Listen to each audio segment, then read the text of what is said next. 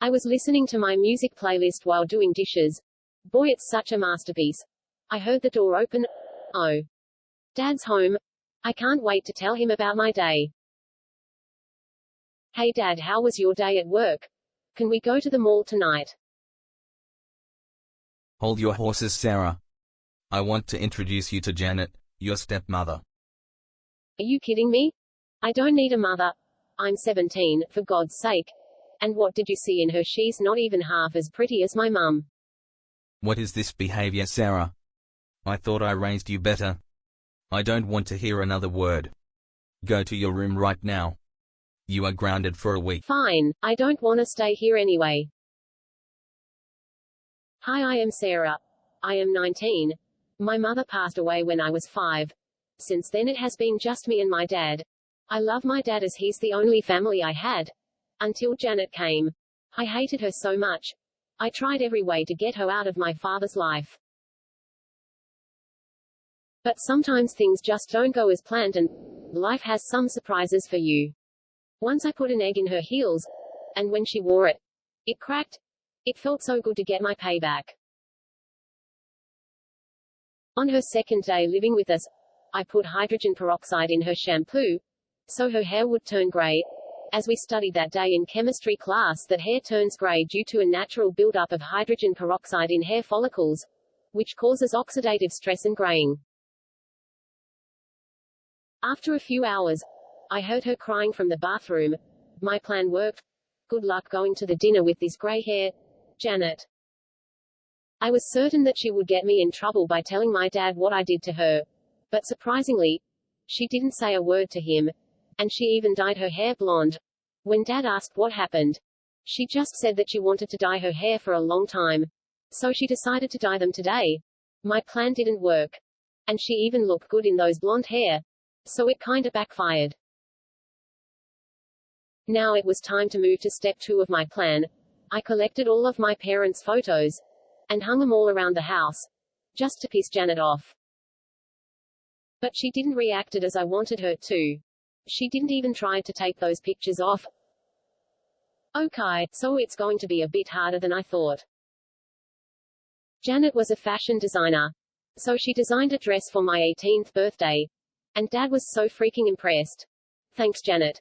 He said. You really treat my daughter as if she's your own. Sarah could not have a better mother. I was so mad at Dad. Why does he keeps calling her my mother? She's not my mother. And if she thinks that she can win me over by doing this stupid stuff, she is wrong. I even put extra salt in my dad's food so he would ask Janet about it. I thought Janet would blame it on me. But she just said, Oh. Maybe I accidentally put some extra salt, my bad. At this point, I kinda felt sorry for her. But my plan failed again. I expected her to blame me and get angry at me for making her life a nightmare. So Dad would kick her out for mistreating his dear daughter. One day, when I asked Dad if I could go to my friend's Hannah's party, he said no. I begged him to let me go. But he was adamant. Then after 2 hours of pleading, he said, ask Janet if she lets you go. Then I don't have a problem with that. Why do I need to ask her? You are my dad and I only need your permission, not some random woman's.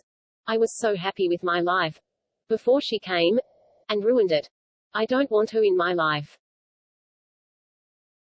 Apologize to your mom, Sarah. Or you will be grounded for the rest of the month.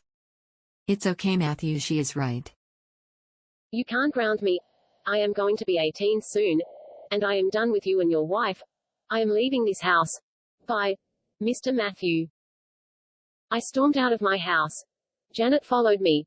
She was calling out my name. But I didn't look back. Suddenly, I heard tires screeching and then a loud bang. I looked back and my heart stopped. Janet. I bolted towards her. I called the ambulance. I don't know why was I crying, as I am a very strong girl, and I haven't cried since my mum passed away. On our way to the hospital, I realized that I was the villain in this story. I've been terrible to Janet. But no matter whatever I did, she still cared about me and looked out for me. She tried her best to make me feel loved. And like I have a mother. Whenever Dad couldn't make it to my parent-teacher meeting, or any of my performances for the school's events, Janet was there for me, always cheering and clapping for me in the bleachers in all my football matches. She always made sure that I take my lunch to school, always cooked my favorite meals so I would warm up to her, but I've been a brat. She spent so much time on to design my birthday dress, but I didn't even wear it once. When Janet got a little better, I went to the hospital to see her. I was so ashamed of myself. When we got home, I apologized to Janet and promised to treat her as a part of family. I even wore the dress she designed for me on their wedding anniversary. Now I have a perfect family, and we couldn't be happier.